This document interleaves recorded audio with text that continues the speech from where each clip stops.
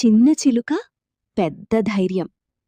ఒక పెద్ద అడవిలో జంతువులందరూ సంతోషంగా జీవించేవారు. అక్కడొక చిన్న చిలుక ఉండేది. ఒకరోజు అడవిలో భారీ అగ్ని ప్రమాదం జరిగింది. అందరూ భయపడి పారిపోయారు.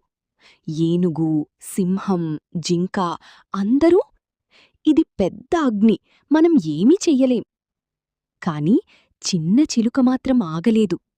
అది దగ్గర్లోని సరస్సు దగ్గరకు వెళ్ళి తన చిన్న ముక్కుతో నీళ్లు తీసుకుని మళ్ళీ మళ్ళీ అగ్నిమీద పోసింది.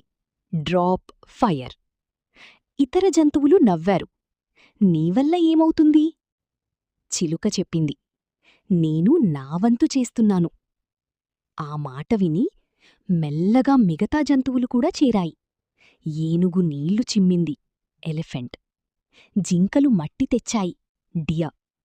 పక్షులు నీళ్లు తీసుకువచ్చాయి. బర్డ్. చివరికి అగ్ని ఆగిపోయింది. Tree sparkle.